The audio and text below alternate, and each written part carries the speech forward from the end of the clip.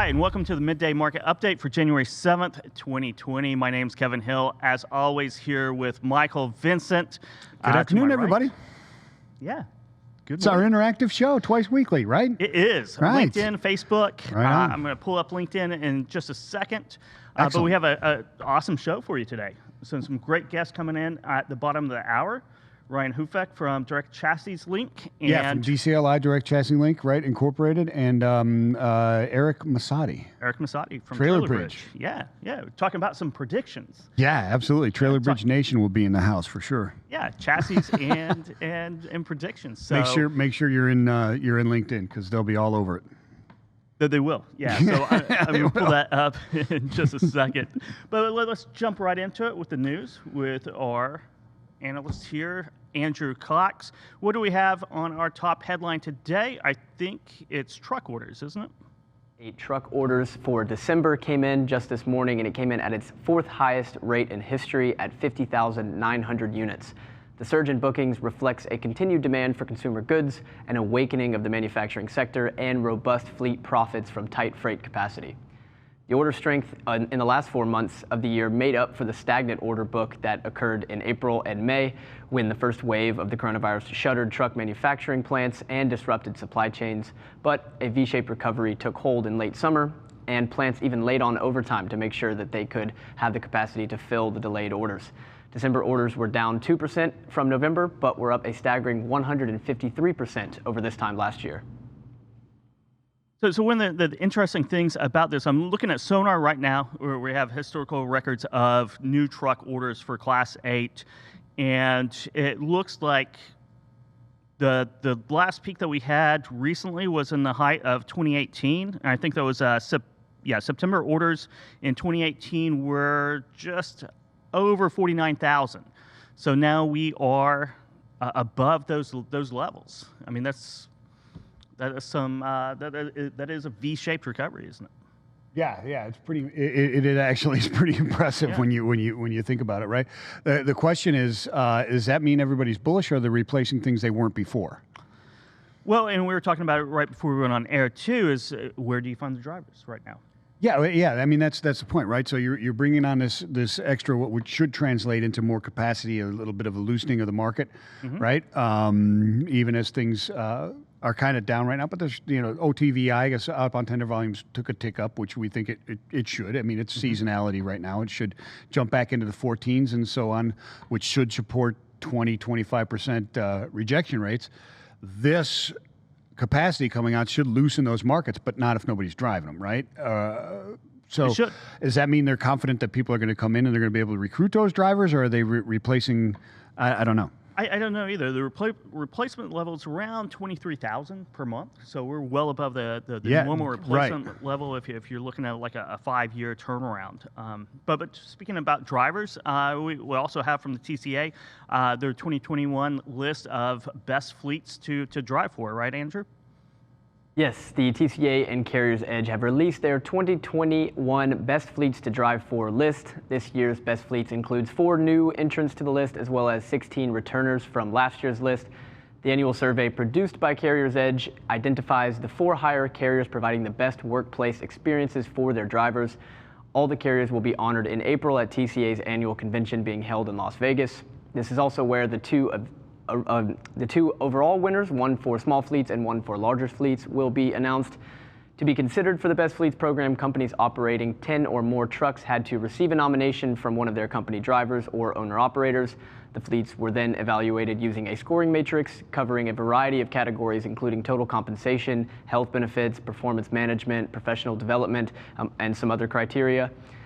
So the new additions to the list this year are Chief Carriers out of Nebraska, Herb Transportation based in Ontario, Canada, Jetco Delivery from Houston, and Wilson Logistics based in Springfield, Missouri. There are 2 returning fleets from this year that are worth noting: Grand Island Express and Garner Trucking. Garner has been named to the list for 5 consecutive years, while Grand Island Express has achieved the milestone of hitting it 10 years in a row. Yeah, and to find out the complete list, you can go to FreightWaves.com. And again, if you're not subscribed to our daily newsletter, You can do that at FreightWaves.com as well. It's going out right now, the noontime newsletter. So you can find that article, 20 carriers named as 2021 best fleets to drive for, on FreightWaves.com right now. And they have some alternates as well, some honorable mentions in there. So to see that complete full list, just go to FreightWaves.com. So we're back to California and propositions and AB5 and updates on that. Why should things change? Why should things change? Yes. Andrew, what do we have for that? Yeah, so we're seeing our first tangible impact of Prop 22. Major grocery store chain Albertsons says that it will outsource the delivery of its groceries to a third-party gig economy company like DoorDash. This is the first tangible impact we've seen of the passing of Prop 22, which passed on Election Day. That is the California referendum that took people and food delivery services from out under the AB5 legislation. DoorDash was one of the biggest proponents and the biggest backers of the Prop 22 proposition, and they're now positioned to benefit the most from its passing. Albertsons and its subsidiaries are eliminating their in-house delivery network in favor of independent contractors like DoorDash. In a statement to Business Insiders, Albertsons said that the change policy would be implemented February 27th, and it also said that the company would seek to place the drivers that would be affected by the change to positions in its stores. Makes perfect sense to me. I mean, both sides. Yeah. Both the food delivery drivers being taken out of the AB5, Prop 22. It makes sense to me, that argument, and it also makes sense to me for Albertsons to obviously take advantage of that and have that flexible labor force instead of in-house management of a fixed cost, so to speak. Yeah, it does. And we have an article that was just published right before we came on air from John Kingston here at FreightWaves. You can go to FreightWaves.com and get that. I haven't had a chance to read it fully, but there's a new federal rule on worker classification that might not see the light of day. I think it rolls into AB5 and classifying.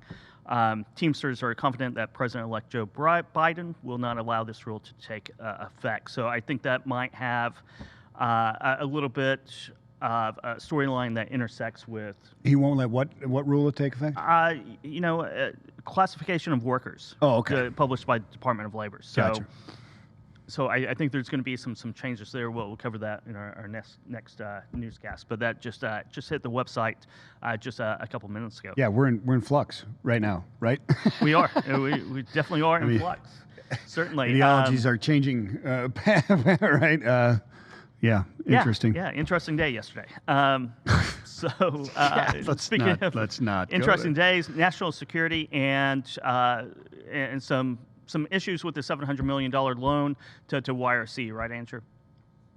Yes, the latest report from the Congressional Oversight Commission monitoring COVID relief funds included the $700 million loan made to YRC worldwide. That commission has found shortcomings in the decision-making process on behalf of the Defense and the Treasury Departments. The commission is sticking on 2 points. The first is the designation of YRC as a company critical to maintaining national security, and the other is the Treasury Department's underwriting of the loan to provide liquidity relief to a company in, this is pretty good here, precarious financial condition prior to the pandemic. That's severely understating it. The CARES Act authorized up to $17 billion in loans to companies integral to the nation's defense for losses incurred as a result of the coronavirus. That statute, however, did not provide a description of what qualifies a company to the national security designation. Secretary Mnuchin defends the Treasury consulted with the Defense Department and the Office of Director of National Intelligence to develop a framework for which the companies would meet that designation. However, the report shows that both the Defense Department and the Office of the Director of National Intelligence, have taken a different role on how these events played out. Regardless of what criteria came to be, it was former Defense Secretary Mark Esper who recommended and certified that YRC, which provides 68% of the Defense Department's LTL services for the military. They met that standard of national recognition. The report said that the $300 million tranche A of the loan agreement with YRC covering deferred health, welfare, and pension payments was a good faith effort and in line with the program's intent to provide funding in response to offset losses due to COVID-19. However, the report took exception to the $400 million second tranche of the loan, which is being used to replace tractors and trailers. They said this type of lending is beyond the scope of the CARES Act funding. What's your take on that, Michael? Well, when you get into the discussion of the separation of the 300 million and the 400 million, I'm not a lawyer, but I get the argument from the other point that they were in precarious financial situation, and I'm in the camp with you, Andrew, that's severely understated. But the other point is that national security. Are they a national security? Well, if they're hauling 68% of the LTL for the military, then yeah, I'd say that's a fairly important link in the logistics supply chain for national security. But are there other but how infiltrated is that? I mean, how involved is that partnership? You don't know, right? I mean, can you just say, okay, Saya, you take this part, Old Dominion, you take that part, and not worry about it? Maybe not. Maybe it's more intricate than that. I don't know what that 68% entails. You know what I'm saying? But then when you separate it into the 300 and 400 million and separating, new tractors and trailers, is that essential to the national security, the money for the new tractors and trailers? I worked at Roadway, and new tractors and trailers didn't seem very essential. I mean, 25-year-old tractors were common. Yeah, I think it goes back to over the last 10, 12 years, there's a murky line now of what's too big to fail. Yeah. What does this cover? I mean, it seems to cover just about. It's very arbitrary. I mean, I guess it's always been arbitrary, but to bail out trucking companies seems really arbitrary when you're looking at too big to fail and national security and kind of other labels that you put on any industry. That's an interesting thing. I mean, and Andrew, you're in the financial space. You're very knowledgeable in this area as well. As when you start talking about prevention of monopoly and putting together those best interests of the public for these different mergers and acquisitions, et cetera, should too big to fail be a consideration? I mean, it certainly has been in the past. I don't know if it should be in this instance. I'm with you on the big point here for me is that it seems that Mark Esper's argument that they are a critical link to the nation's defense infrastructure, providing 68% of the LTL industry or segment for the military, that does seem to me that they should be designated as critical to national infrastructure. My whole point is, and I actually agree with the way the article is written, that second tranche of money that has been set aside and designated to buy new tractors and buy new trailers for a company that's been, pretty much just tanking for the last decade. I don't see the value in that, and I've always had a problem with the amount of the loan when the company is trading at a $200 or $300 million market cap, and they were given a $700 million loan. I always took a little bit of problem with that, but it does seem that they are critical to the nation's infrastructure, and it seems that $300 million loan was needed and was necessary. Yeah. So Andrew, let's talk about retail. You have a retail newsletter, Point of Sale, coming out at, I think, 1 o'clock today. Give us a sneak peek on that. Yeah, that's right. Thursday's Point of Sale will be coming out here shortly, and today's takes a look at the 2020 consumer spending trends and how I think they're going to play out in 2021 and what that impact is to the freight market as well as retailers. So I think that it's going to be strong and positive throughout the year, but it's going to be it could be a tale of two halves, where the second half is even better, supercharged by a release of pent-up demand for services. The big question here is whether or not that mix shift from services or from goods back to services comes at a detriment to goods. So will goods grow year over year despite some of that spending going back to services? That's the big question to ask. We also had at-home spending. I'll give you a couple of the trends from 2020. So at-home spending was a major beneficiary. Things like groceries, furniture, home improvement, even electronics. People spent far less outside of their home because they spent far less time outside of their home. But in 2020, we're going to spend more time outside of our home. We're going to be going back on vacation, going to the mall, going out and doing things and spending our money on services like we typically did. Normally, U.S. consumers spend about 2/3 of their money on, 2/3 of consumer spending is spent on services. That's actually shifted away from services to about 40% consumer goods this year, meaning 40 cents on every dollar spent by consumers was on goods. I think that does revert back to the long-term trend this year. The most glaring example there is travel spending was down 45 to 50%, and home improvement spending benefited greatly from that. There's also been, the growth in e-commerce. I do think much of that is here to stay. I think a lot of that, the market penetration of e-commerce is going to be here to stay throughout the year, but we're not going to see any further growth in that sector. The vaccine rollout has been slow, but it is coming. People do want to go out and they want to spend money outside of the home.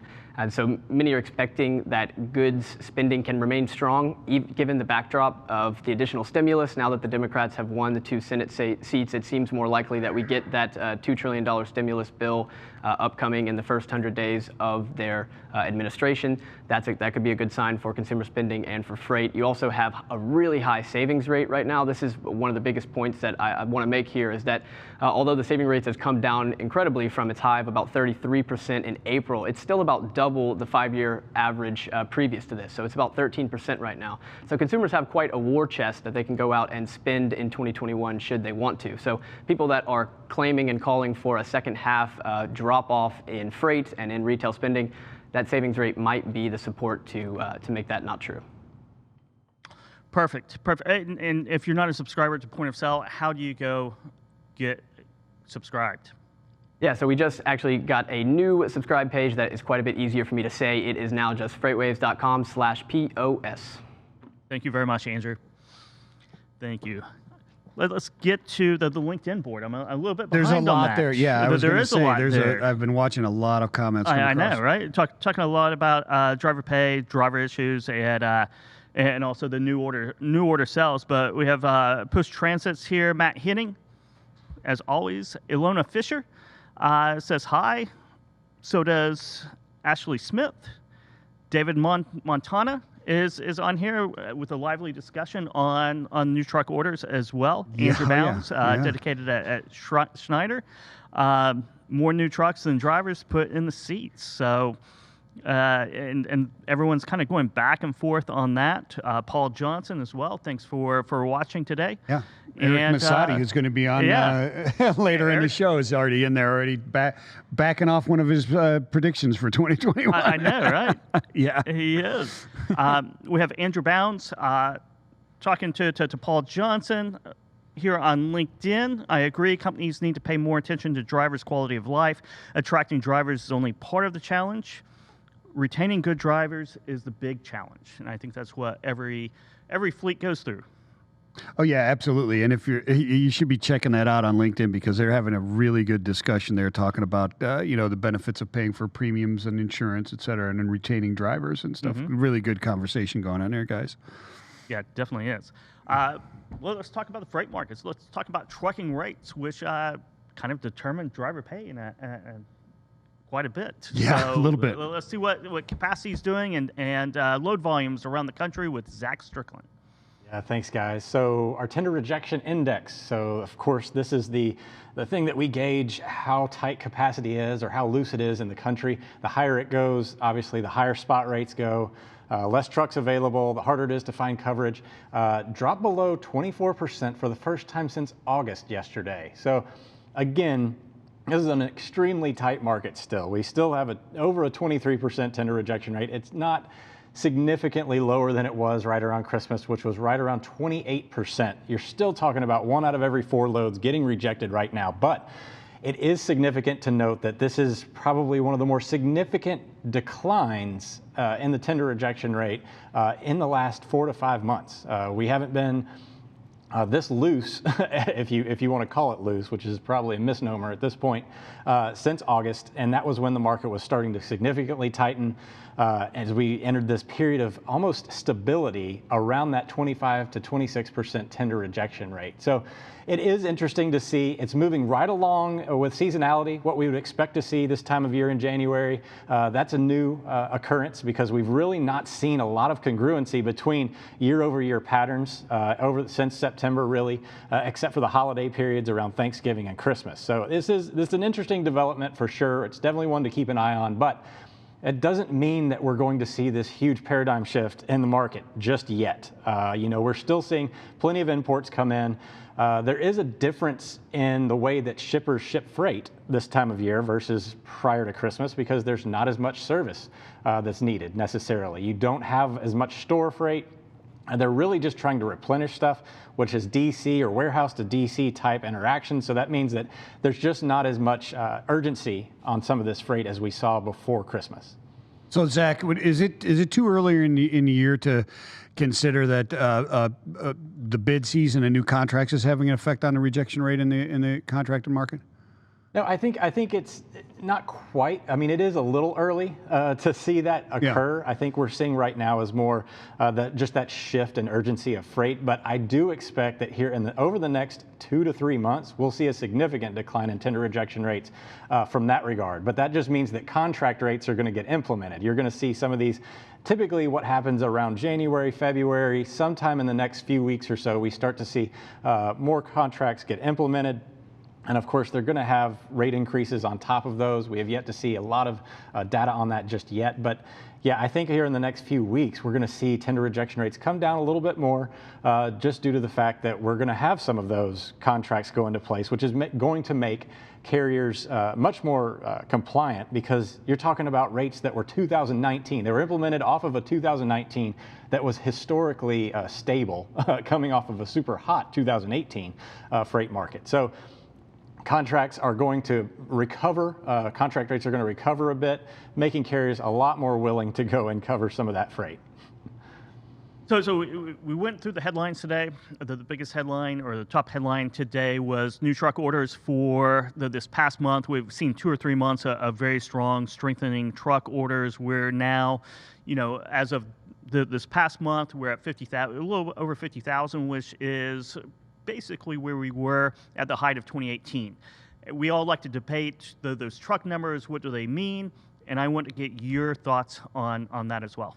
Yeah, for sure. So yeah, 2018, we saw the truck orders spike just as all these carriers got, greedy with their 95 ORs and 93 ORs and went out and bought some new equipment, they really flooded the market with capacity. And that's what created this super stable 2019 environment that we saw. Freight volumes did not decline, really, not that much in 2019, even though it appeared that way.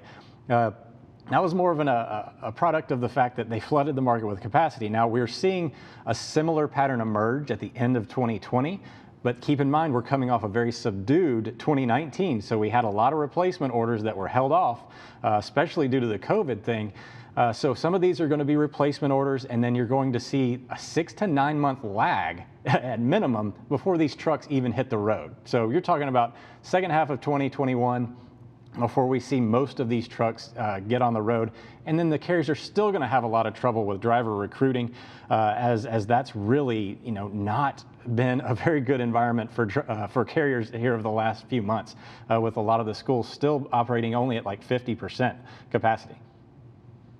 Thank you for those insights, Zach. We'll just have to wait and see. It's always one of those great debates whenever we're looking for indicators of future capacity.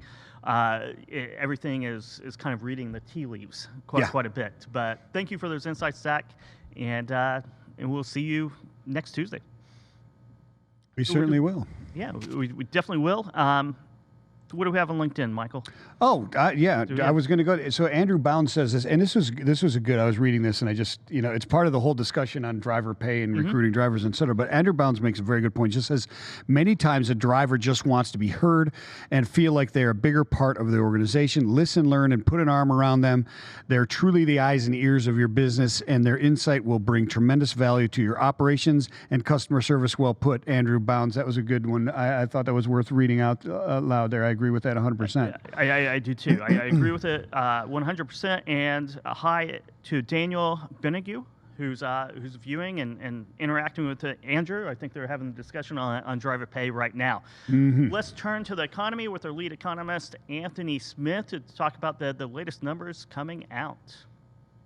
That's right. So had a little bit of technical difficulties my last time on here. So just going to cover up some of those topics I was going to go over the last segment, and that was going to be on the ISM PMI. We had the manufacturing index update put out, and we saw that there was an increase for both the PMI, the main measure, and new orders. Also, one of the other areas of positivity was the employment number. That was over 50, so that's the threshold for growth. So that's back into expansion. So, of course, good news.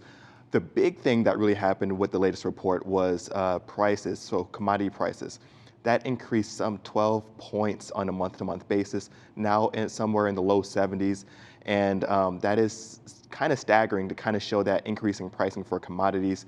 That's surely going to have some type of either short-term or long-term, most likely short-term, near-term downstream effects for pricing for manufactured goods. We also saw that the new orders report was put out. We saw some growth for new orders and durable goods. And we also saw some increasing coming up for the non-defense capital goods new orders overall, showing that there is business-to-business activity happening. The other big thing that's happened overall was the ISM Services Index that got put out. Doesn't get as much attention, but that did show that there was some downward moving for employment there as well. So a lot of stuff happening this last couple of weeks. Yeah, there is. On the raw commodity prices, do you think it's more of a demand issue or a supply issue with the rising prices? I think it's definitely going to be a little bit of both. I think demand is definitely starting to tighten up.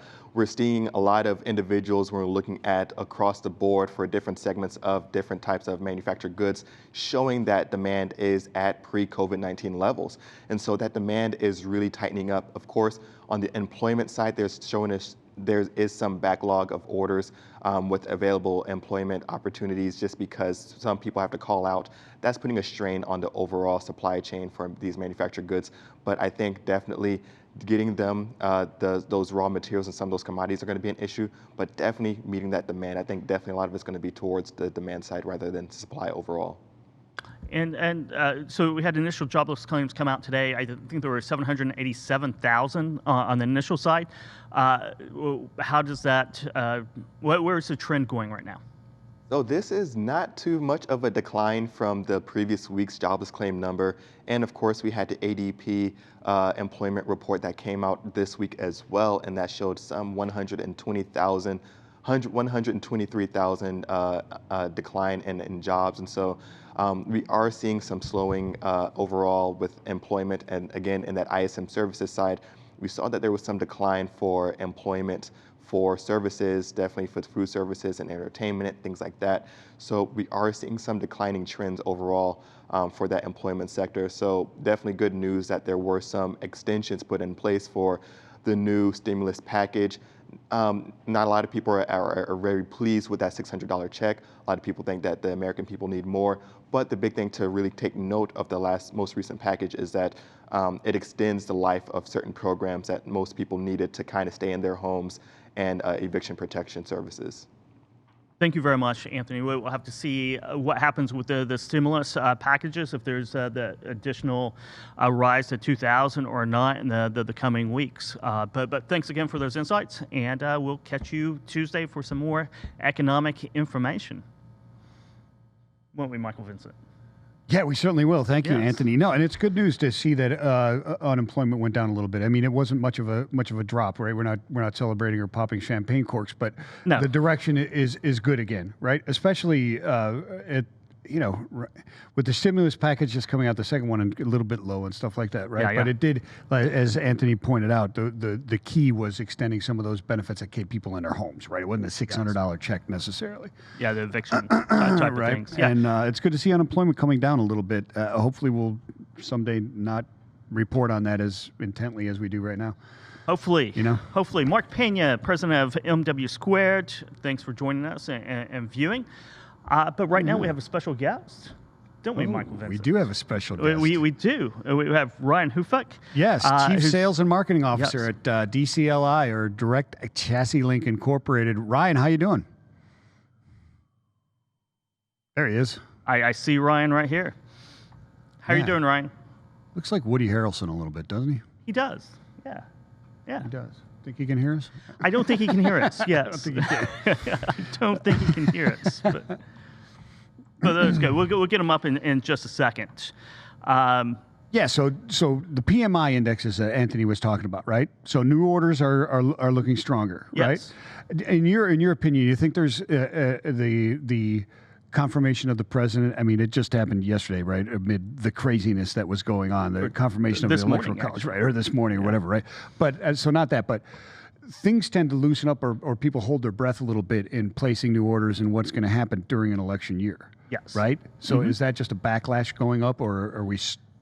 It's interesting because Anthony's pursuing the data of inflation in commodities, uptick in intangible goods. Andrew's talking about in point of sale, kind of a mixed shift of travel spending, leisure spending, and then you have the vaccine, right? So you have three different variables right there, and how they interact with it, and the timing, the interaction, the timing of all three, and what will happen. Yeah, absolutely. Yeah, so that's what I've been watching this pretty closely for the last month or so, and it's my big storyline for 2021. And when Eric comes on, we'll talk about the vaccines come out and people start coming out and they're traveling, et cetera.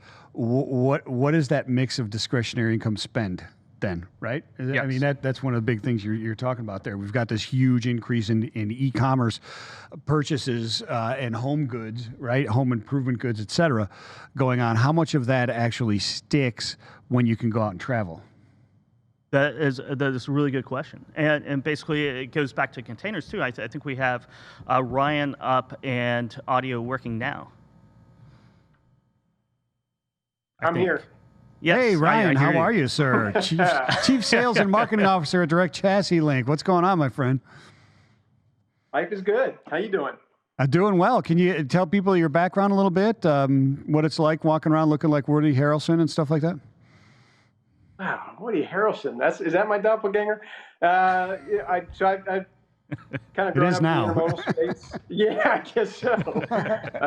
Might not live that one down. So 25 years in transportation, mostly with the railroads. Worked for NS, CSX, and now I'm fortunate enough to be leading sales and marketing at a great chassis company, DCLI. Yeah, excellent. So, chassis company, obviously, maritime drayage. How's 19? We talked briefly early on, and we'll get to the kind of an update on what's going on with that whole situation. But talk to us about the pandemic and how's that affected the chassis or DCLI specifically in the maritime. How you guys have responded to handle all that? Yeah. So look, we were hunkering down back in March. We didn't know how deep this impact would be. We didn't know how long it was going to last. It was kind of, everyone's thought at the time. And in transportation, that meant laying up capacity. That meant furloughs. Meant all those things at the low point. And again, we didn't know it was a low point at the time. Much of our fleet we idled. Right, it was stored in out of the way depots, anywhere we could find a place for them. And that was March. And it was slow going from then through June. Then, right after the 4th of July holiday, we saw the beginning of what has become the sharpest climb, from low to high that I've ever seen. I'd say on average, volumes jumped 50% in very short order. No warning that it was kind of coming. Some markets, like Columbus, for example, they more than doubled from the trough to the peak where we are now. Meanwhile, we had some 20% of our fleet in a kind of pretty deep furlough status. And that meant to meet this kind of quick demand, we had to get about 20,000 of our chassis out of dormancy. In most cases, that required repairs and a lot of repositioning. And labor pretty quickly got tight due to social distancing, the fact that kind of everybody was calling on these mechanics kind of all at the same time. Then, as fast as we could get chassis back into circulation, throughput at the warehouses that process freight from these imported containers, they got backed up. They slowed down, again, as a result of social distancing and other pandemic impacts. As a result, our chassis dwell shot way up. It more than doubled in LA Long Beach. And there's really no difference between dwell going up on an asset and the reduction of your fleet. Kind of synonymous, right? So think normally 4 days for a chassis out under load, and now about 8 in LA. Everyone uses the perfect storm metaphor, right? I don't even think that holds. I think we need a new movie to work from here. I think maybe Armageddon. And look, Freight-mageddon or Container-mageddon, Chassis-mageddon. Ship-mageddon. Ship-mageddon. There we go. Yeah. Well, and look, I was watching all this from the comfort of my own home, but DCLI had about 200 men and women in the field doing, I think, extraordinary things to get chassis repaired and out up under loads. What they did these last 6 months or so, just awesome, right? Yeah, no kidding. I don't think I certainly didn't consider it, but it makes perfect sense that, when you say you put these chassis in hold or store them, put them on mothballs. In some cases, it's almost literally on mothballs, right? I mean, they may not have tires on them. They're stacked. Sure. They're in certain places. It's not like, hey, you need 3 more. Okay, no problem. Here's 3. No, you got to move like 1,000 at a time, right? Yeah, you can't say, right. You just can't say, give me 2 or 3 or 17. It's you've got to move certain, or the economies of scale don't work, right? That's right, Mike. Yeah. Yeah, very, very interesting. So, you said like you went from the bottom to the top and bringing those in, and then the delays, trying to keep that chassis pool and that capacity moving, and cash flow, right? Turnaround. You're making money off of each move of these chassis, and you're saying these delays. What do you see going forward now with this? What's going on? We see record containers, 25 ships backed up all the way to Taiwan outside of Port of LA. Well, and I've been hearing that there's like 0% capacity in containers. Yeah, right. I was talking to Greg Miller, who coined ship again. Yeah, it's like 0.8% idle or something like that. Literally no containers out there. So there's backhaul process. What are you seeing out there, Ryan? Yeah, it's a great question, guys. Almost all the sources to which we have access to are unanimous in seeing that this freight surge is going to certainly last through the first quarter. You start to get kind of mixed views what happens after that, so I won't speculate. But I think we all understand this incredible import surge was the convergence of 2 things: a sharp increase in consumer demand that started as soon as they started to open up the economy in July, right? Real-time demand went up. Then you had almost no inventory in the warehouses, right? So these retailers are trying to meet real-time demand and play catch-up on filling up their warehouses, and that just double whammy overwhelmed the system at every sort of point of it, right? So I think that the demand side is going to hold for a while, but the retailers are going to catch up. They're catching up on inventory, and that's when things will start to normalize. But we're definitely still in the double whammy mode for a few more months. That's what I'm hearing. Yeah, I agree, especially in the first 6 months of the year. I think until social distancing and the vaccine comes out, we're in that double whammy. I agree, but on that note of double whammy and moving into Q2 and through the Chinese New Year, et cetera, do you see? I mean, there's some talk out there that what blank sailing is only 2% for Chinese New Year instead of the typical 20%. Right. Are you in that same boat thinking that... That's the feedback we're getting. The typical blank sailings are going to be coming in. Ships are going to be coming in.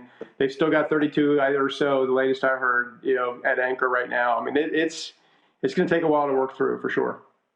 It definitely is. Let's talk about chassis pools. I know you have an opinion about how those should work. We have a new administration coming in power here in a couple weeks. What do you foresee happening in 2021 when it comes to chassis pools?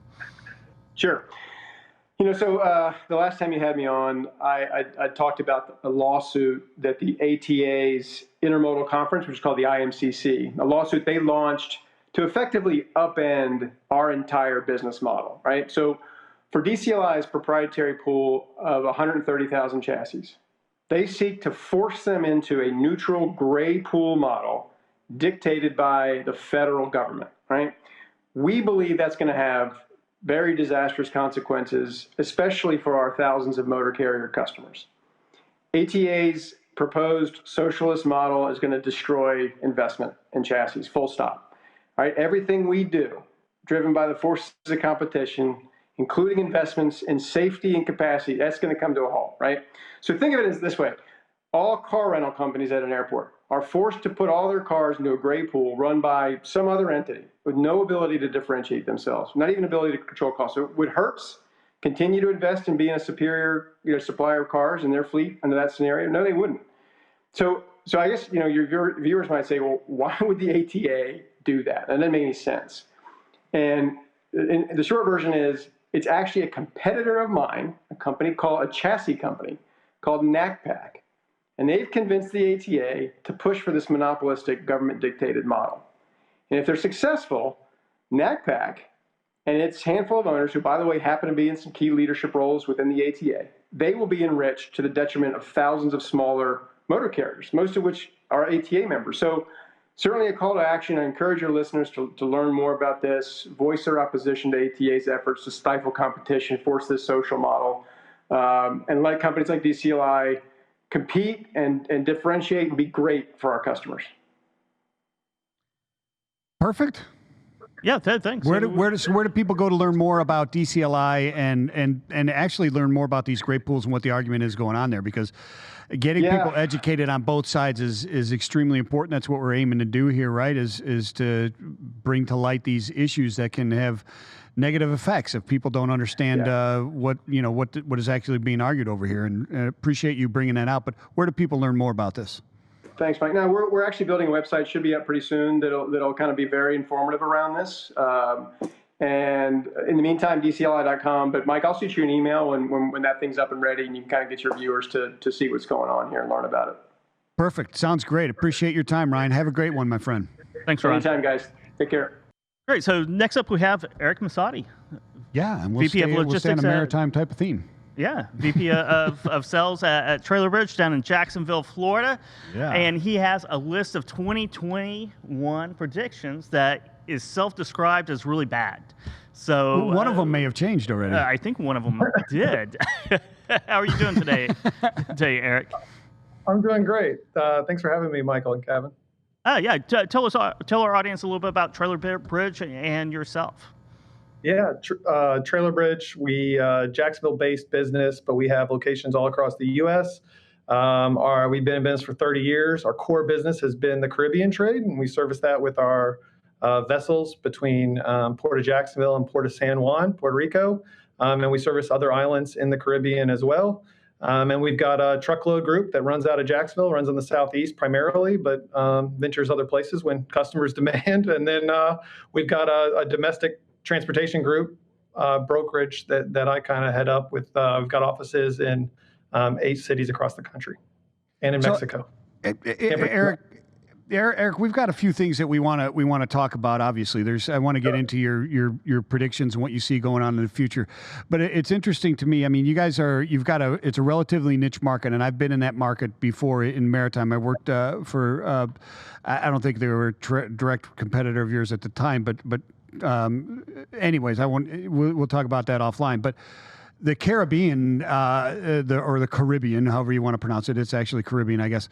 They demand on tourism, right? And where are they at right now with the Virgin Islands and so on recovering, and Puerto Rico recovering from hurricanes, and money's just being released, et cetera. And now with the vaccines, are you seeing a lot more pickup in that economy and freight moving down there in anticipation of better tourism and coming back? I mean, you're right on the Caribbean region itself being big in tourism, but Puerto Rico, one of those things, is really a self-sustaining economy. And so, I want to say the travel GDP is 10% maybe in that range. So it really has its own economy. It obviously has gone through troubles in terms of Maria and a variety of things. We have seen demand pick up significantly in the last 6-7 months. I mean, we as a company have had, I think 3 of the last 4 months, we've had all-time record for revenue and shipments and transactions, which is great. And the Caribbean, like you said, has tourism, and our goal and our desire with the company is to grow and expand and provide opportunity. So that's why we've gotten into domestic transportation. We've got Mexico operation that we opened a year ago. And so there's lots of other avenues that we're going to get into to continue to grow the business. Gotcha. That sounds great. Jason Mudd here. Hello, good afternoon. Glad to be here. Thank you for sharing. Love Trailer Bridge. Great company, great leadership, TB Nation. So some shout outs for you on LinkedIn, Eric. Go ahead, sorry. Sorry about that. I was hoping they'd show up. Oh, they're there. Jason Ross, Laura Pedlerson, Amber Humphreys. Yeah, TB Nation is coming on. So let's start at the top on predictions. We've been talking about the new orders, the new Class 8 truck orders. They just came out today, a little bit above 50,000, and your prediction was peaking this year at 45,000. So let's just take it from there. I'd like another shot, I think. I did these in the beginning of December, and I probably should have waited a little longer before I kind of finalized them. I was excited about 2021, like I think pretty much everyone in the world was. So when I first started, we used to predict the Department of Energy fuel average, just as like a little bit of money, I think, was on there. I think we had a fuel surcharge belt, we called it. And so we did a right style where if you went over, you lost. It was something to do in the week in a brokerage floor. So, that was the inspiration for some of these. But as I said, I was sure I was going to be wrong and a lot more than I was going to be right. So what are you seeing in the maritime in your space? I mean, we just talked to Ryan Houfek at DCLI, and we were talking to him about Chinese New Year coming up and only 2% blank sailings, right, instead of the normal 20 because of demand being so high. Is that what you guys are seeing? Are you predicting the same thing? I mean, from first quarter standpoint, we expect it to stay very strong. I mean, we had, similar to his business in the April-May timeframe, lots of open capacity, obviously lots of different places went in quarantine and isolation. And we've been running, I mean, we really look at a percentage of our southbound shipments, and we've been nearly full for really 5-6 months. And we expect it to stay pretty strong here in the first quarter. With the Caribbean economy, if there is some more funding, there's lots of reconstruction still to be done on the island. And if some of that comes in, that'll definitely help. But we're really excited about 2021 and our business. We just had a big announcement this week where we're switching platforms, and we've gone to the Mastermind system with Jeff Silver's Mastery, and it's going to. Currently, we operate. We have about 4 different business units, and I think we operate on 8 systems. We came to figure out, and we are going to go to one platform, and they're going to be the vehicle for that for us. They got a great team. Jeff Silver, obviously, Daniel Prigg, I work with, and she's great, and we're just so excited to take that opportunity. That's fantastic. You talk a little bit about truckload M&A activity in 2021. I won't have you predict anything, but I would like to get your insights on what's going to drive M&A activity, especially on the full truckload side and then on the freight brokerage side for the next 12 months. Well, I mean, I'll start, I guess, on the freight brokerage. Technology platform, the digital freight brokerage phenomenon, I'll call it. Technology makes lives easier, and so it's a real thing. We felt here at Trailer Bridge where we've got great people, and we're going to stay a people-centric organization, but technology matters. I think you're going to continue to see really large investment on the technology brokerage side. I think that's going to continue to depress margins because a lot of these businesses are just trying to gain scale versus go for EBITDA. And so that can make it a difficult market when competing for pricing and all those things. I do think in the next year or two that'll weigh itself out. I think there'll be some consolidation on the truckload side. I know the truckload side's been pretty quiet relative to different things in the market. But I think there's going to be a desire to look for some scale. And I think some of the smaller, or not smaller, but mid-sized companies, you may see some combinations there. Excellent stuff. We only have about a minute or so left here, Eric. But I was reading your predictions, and obviously you are a very strong and should be very well respected prognosticator, predicting the Atlanta Braves winning their next World Series in this year. So give me a prediction on the NCAA National Championship this Monday, Ohio State or Bama? Well, I'm going to go Bama. Jason Ross, who runs our Atlanta office, is a big Braves fan, and he's an Alabama grad, and he's been talking them up. I say that there's a number of Ohio State contingent here at Trailer Bridge as well. Specifically Mitch Luciano, but I say that I think that it was great to see the Heisman Trophy award-winning speech this week. I thought that was really fun. Yeah, that's fantastic. Cool. I think the Braves have a pretty good shot going into this season to win a World Series. They almost got there this year, almost. But the moment the pitch happens, I start thinking it's not going to work out. But I feel confident when it's far enough away that I can't see it. So. There you go. Exactly. There you go. Well, thank you very much for your time. And if you want to read more about Eric's predictions for 2021, you can find that on FreightWaves.com. Thanks, Michael and Kevin. Really appreciate it, guys. Thanks, Eric. Be well. So yeah, so let's check in once more with the weather with Nick Austin. What do we have, Nick? Hey guys, well, we have some snow coming in later tonight across the southern Appalachians. Just to kind of give a quick recap, that'll last through part of the day on Friday. Another snowstorm coming to the northwest, so watch out I-90 US 2 up in the northern Rockies, as well as the Cascades.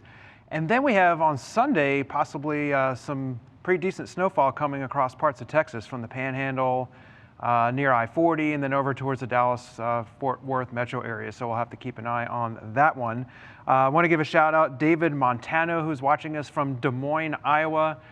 He just says it's cold and he hates winter. And I agree with him. I don't like it either. It's my least favorite season. That's just my personal feeling. I know some people that love winter and cold weather. But anyway, it's probably not going to warm up too much anytime there soon in Des Moines, or even here down in Chattanooga, so we're just going to have to deal with it. But did want to mention some articles that are up now on FreightWaves.com. There is one, I think y'all mentioned it on Tuesday when I was out, but it's part 3 of America's Scariest Bridges for Truckers, so go check that out. I'm working on part 4, which will hopefully post next week. And there's a survey out on my Twitter handle @FreightWeather. So for all the drivers out there especially, let them know, tell them to go ahead, take a look at the survey, pick one of the 4 bridges on that list that scares them the most if they've been on them. There's so many of them out there, particularly on windy days. Anytime there's just nasty weather out there, there's some really scary bridges out there for anyone that has to drive a tractor trailer. There's also another story about a U.S. Coast Guard. It's one of their heavy icebreakers, their only heavy icebreaker, as a matter of fact. It's the only one that can break ice anywhere in the world, any time of the year, and it's on a special mission. So there's an article up on the website about that right now, too. Thanks. So yeah, you can go to get these articles at FreightWaves.com, and you can vote at, what is it, @FreightWeather? @FreightWeather, right. Perfect. Thank you very much, Nick. You have a bridge that you're scared of? Is there one that keeps you awake at night? I Haunts your don't dreams? really. I don't go over too many bridges. Well, I go over a bridge every day, but It's not that scary. it's not that scary, no. It is kind of narrow there, especially if you're going northbound. Market Street? Yeah. Yeah. I mean, it's That's pretty the narrow, only thing. Is, you know? Is someone going to take the side mirrors off my Tundra? Is the exactly scary part. right. So right at that point, it is kind of, it's a little nerve-wracking. Yeah, it is. In a lot of ways. So, Agreed. yeah. Agreed. So let's talk about virtual conferences. And we have another virtual conference 2 weeks from today. No, I take that back. 3 weeks from today. I keep on saying 2 weeks every time, but 3 weeks from January today. 28th? Is that January what it 28th is the Sales and Marketing Conference. We have a great lineup. It's a one-day conference. It's all about sales and marketing and freight and logistics. Whether you're a truckload carrier, whether you're LTL, freight broker, a freight tech company, we have something for everybody. And our keynote on that is the founder of the Content Marketing Institute, or CMI, Joe Paluzzi.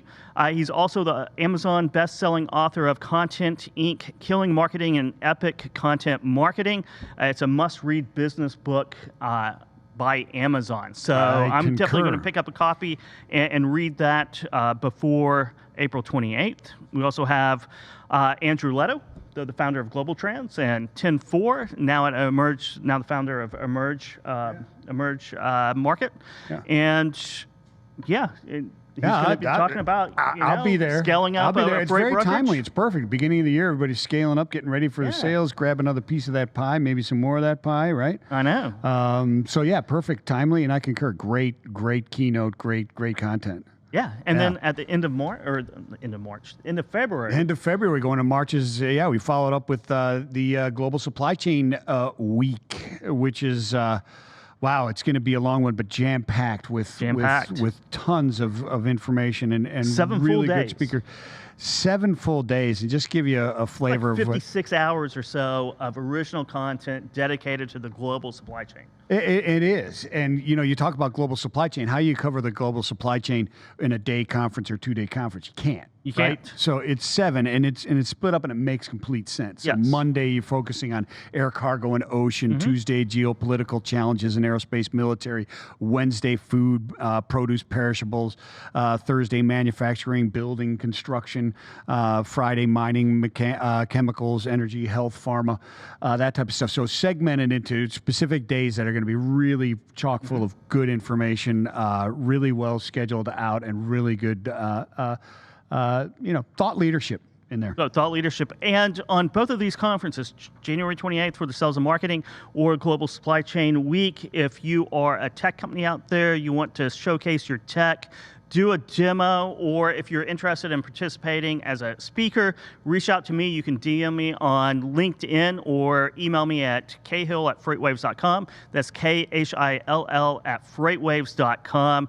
And we will get back to you and coordinate. Yeah. So, and we also have a new podcast out, right? So you can find this show, you can find all of our other great shows, Put That Coffee Down, What the Truck, of course. Absolutely. Freightonomics, 3 Great days Quarter a week Guys. starting next week. I What the know, Truck. starting next week, 3 days a week. That's right. You can find all that on Freightcast, but you can also find a new podcast called Long Haul Crime Log. Nate Tabak, Clarissa Haas, and Noy Mahoney, all writers here at FreightWaves, are going to do a weekly rundown of true crime in freight and logistics and trucking, fraud, ransomware, murder, anything that's going on in all the kinds crime of world. mystery and intrigue going on. I know. The first episode's out on Freightcast. You can go download that anywhere you download your audio podcasts. Apple Podcasts, Spotify, Amazon. Yeah, absolutely. All of those great things. That's right. What do we have on? What the truck? Yeah, hit up. Yeah, Dooner and I tomorrow noon. What the Truck, talking about new ideas and new money next tomorrow. So tomorrow at noon. Have a great day, everybody. Thanks for watching. We'll see you next Tuesday.